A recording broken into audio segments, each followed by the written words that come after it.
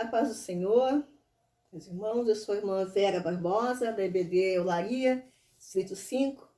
Nosso pastor é nosso evangelista, irmão Neemias Lemos. Hoje nós vamos estudar juntos a lição número 11, o reinado de Ezequias. Nosso textuário diz: No Senhor, Deus de Israel, confiou de maneira que depois dele não houve seu semelhante entre todos os reis de Judá, nem entre os que foram antes dele. 2 Reis, capítulo 18, versículo 5. Nossa verdade prática diz: Deus sempre ouve e guarda os sinceros de coração, que obedecem e procuram agradá-lo. Deus sempre ouve e guarda os sinceros de coração, que obedecem e procuram agradá-lo. Meus irmãos, aqui sobre o reinado de Ezequias, nós vamos ver que Ezequias, ele chegou muito jovem a ser rei, com 25 anos, ele governou por 29 anos, e ele foi um reinado que foi pautado pela integridade. Ezequias era um jovem íntegro, ele era fiel, ele foi fiel ao Senhor, e ele não fez alianças para proteger o povo, em benefício próprio, mas não, antes de tudo, o primeiro que ele fez foi trazer o povo para o Senhor. Nós vamos ver, como diz no textual, que ele tinha 25 anos de idade quando começou a reinar, e 29 anos reinou em Jerusalém. E ele fez o que era reto aos olhos do Senhor, tudo o quanto foi feito por seu pai Davi. Ezequias foi um homem que buscou fazer com que o povo voltasse a adorar o Senhor. Ezequias, como nós temos visto nas lições anteriores, o povo estava numa decadência espiritual, moral, distante do Senhor, num paganismo, num sincretismo, adorando ao Deus verdadeiro, como se fosse possível adorá-lo e adorar a outros deuses, a fazer cultos, outros cultos, e tanto que a casa do Senhor estava também já com outros objetos de adoração misturados. Então todo o sistema religioso estava corrompido mais uma vez. E Ezequias, a palavra vai dizer que ele foi um rei reformista. O justo reinado de Ezequias, no tópico 1, diz que ele instaurou uma ampla renovação espiritual do povo de Deus em Jerusalém. Ele reuniu sacerdotes e levitas e propôs uma nova aliança com Deus. E nessa nova aliança, em Crônicas conta que os levitas entraram na casa do Senhor e diz que tiraram toda a imundície que estava lá. Os relatos contam que até aquela serpente que Arão levantou no deserto estava lá misturada com outras tantas coisas que não deveriam estar. E os levitas levaram dias e dias limpando para restabelecer de novo o culto a Deus com o que era realmente do Senhor. E destruiu altares e restabeleceu as ofertas e sacrifícios e os ofícios dos sacerdotes e ainda celebrar a Páscoa. Porque eles não tinham mais nem celebrado a Páscoa. Desde Salomão, eles não tinham mais celebrado a Páscoa. Eles foram se misturando e fazendo outras coisas junto. E foram esquecendo daquilo que eram os rituais que Deus tinha dado a Moisés, explicado tudo detalhadamente. Aquilo foi misturado com outros deuses, com outras adorações, com o paganismo. O que nós sabemos que é a abominação aos olhos do Senhor. Mas Ezequias teve essa preocupação de limpar a casa, restabelecer os rituais e trazer o povo à adoração. Aqui diz que ele se chegou ao Senhor e não se apartou. E após ele, e guardou os mandamentos que o Senhor tinha dado a Moisés. Então, Ezequias tinha um coração disposto a agradar ao Senhor, como diz na verdade prática, que Deus se agrada de quem quer agradá-lo. E nós vamos ver que o povo ficou no mesmo sentimento, porque ele foi mostrando, trazendo a memória, inclusive, de muitos que achavam que não precisava mais ou que estava bom assim. Aqui no tópico 1 ainda fala sobre a purificação dos lugares sagrados, né? Nós já falamos que retiraram, botaram para fora todas aquelas coisas, e houve uma adoração nacional. O coração da nação se voltou para Deus. O povo voltou a adorar.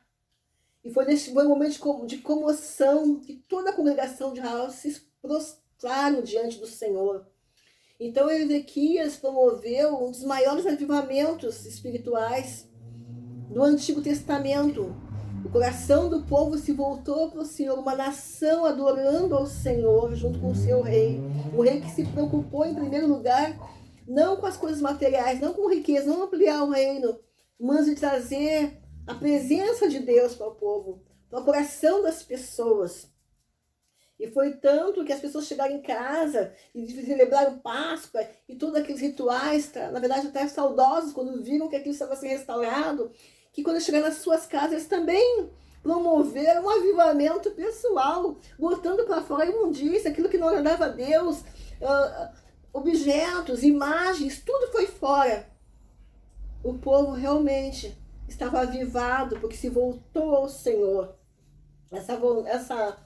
Essa santificação, e os sacerdotes, a palavra diz que ele mandou os sacerdotes orarem pela cura e a santificação do povo.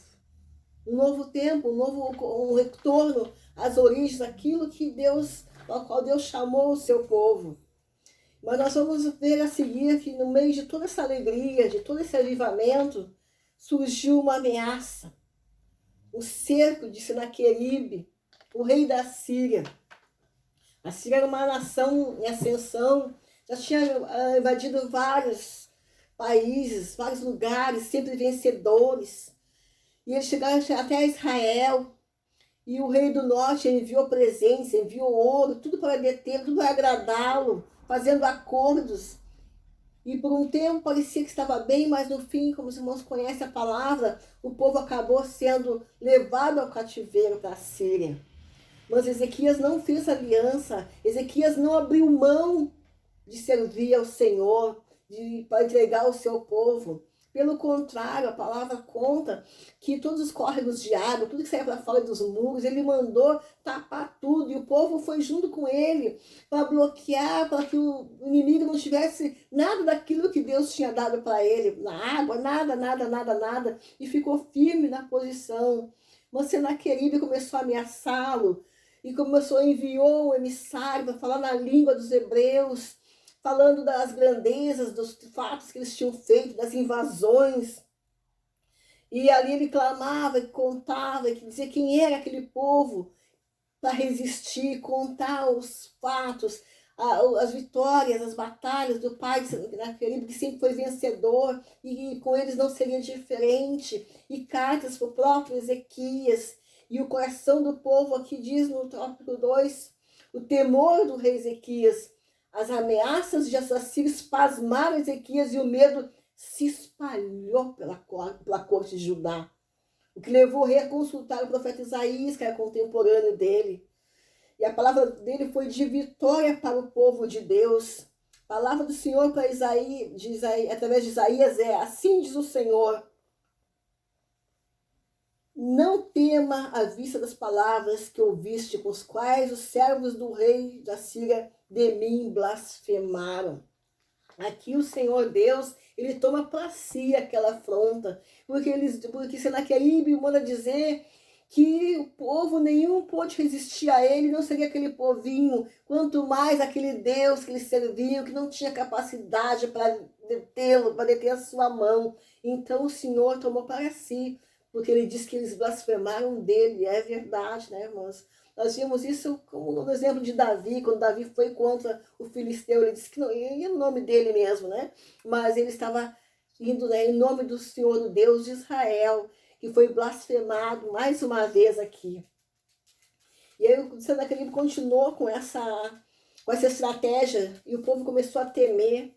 Mas Ezequias foi para a casa do Senhor e rasgou as suas vestes e clamou ao Senhor. E ele vai dizer: Deus de Israel, que habitas entre os querubins, tu és o Deus, tu somente, todos os reis da terra, tu fizeste o céu e a terra. Inclina ao Senhor os ouvidos e ouve, abre, Senhor, os olhos e olha, ouve todas as palavras de Senaqueribe, os quais ele mandou para afrontar o Deus vivo. Mais uma vez, a referência que essa afronta não é do povo, é contra o Deus vivo. Que através do povo ele está afrontando ao Deus vivo. É isso que Senaqueribe, que Ezequias coloca diante do Senhor. E a resposta veio do Senhor através de Isaías, que ele estava vendo, ele ia entrar com providência. E essa estratégia do rei assírio era tremenda, uma propaganda de medo, de intimidação, para que o povo começasse a tremer na sua certeza. Havia já uma insegurança na nação, que recém estava adorando o Senhor, voltando à presença de Deus, louvando como ele deveria ser. Mas aqui nós vemos que Deus conforta o rei, que Deus usou o profeta Isaías para confortar o rei e mostrava que estava com ele. O Senhor disse que tinha ouvido a oração do rei a respeito do atrevimento de Senaqueribe. Aquele ímpio havia afrontado e blasfemado do verdadeiro e único Deus. E Deus deu vitória para Ezequias. A palavra diz que um anjo do Senhor foi enviado por Deus e matou de uma só vez 158 mil assírios. O fim de Senaqueribe não poderia ser mais trágico. Foi assassinado pelos seus próprios filhos. E Ezequias, ao contrário, ele foi cada vez mais amado pelo seu povo. E as pessoas levavam presentes para o templo, para Deus, né? Coisas preciosíssimas davam para Ezequias, porque viram que através da fé dele, da postura dele, Deus deu um livramento para o seu povo. Ao contrário de Senaqueribe, que foi morto pelo seu povo, pelos seus próprios filhos. Então, irmãos, Deus honra aquele que realmente se prostra diante dele, que depende dele, que crê que ele é o único Deus para dar vitória, para dar livramento. Que ele, como diz aqui, tu és o único Deus, Senhor dos céus e na terra. E o Senhor entrou com providência na vida do povo, na vida de Ezequias, através daquele rei honrado, íntegro, fiel ao Senhor. Teve uma grande vitória toda aquela nação. Porque as afrontas de Senaqueribe foram diretamente contra o Senhor. Ele achava que estava lutando contra um povo, contra um homem. Mas ele estava lutando contra Deus. As nossas vitórias vêm do Senhor. E as afrontas contra o seu povo são diretas ao próprio Deus. E ele é poderoso para intervir, como interviu na vida de Ezequias, na vida da nação, que se prostrou, que adorou. E ele mesmo pelejou e deu a vitória. A nossa conclusão diz que a lição que aprendemos nesta história é que ninguém pode afrontar e zombar do Todo-Poderoso e ficar impune. O reinado de Ezequias foi muito diferente da maioria dos reis de Judá, pois ele foi temente ao Senhor e confiou nele nos momentos mais difíceis do seu reinado. Ezequias nos deixou uma grande lição. Deus sempre ouve os sinceros de coração e confiam nele mesmo diante do medo e da insegurança. Vivemos, irmãos, momentos de insegurança, de instabilidade, mas nós sabemos que nós temos um Deus que cuida de nós, que vê a nossa nação, que vê todas as coisas, e que está no controle. Ele é o único Deus, não muda, o Senhor dos céus e na terra. Nós venhamos servir a Ele com fidelidade, com interesse de coração, porque Ele se agrada e nós temos um sentimento a cada dia, que nós venhamos ter um sentimento de agradá-lo. Abençoe os irmãos, em nome de Jesus.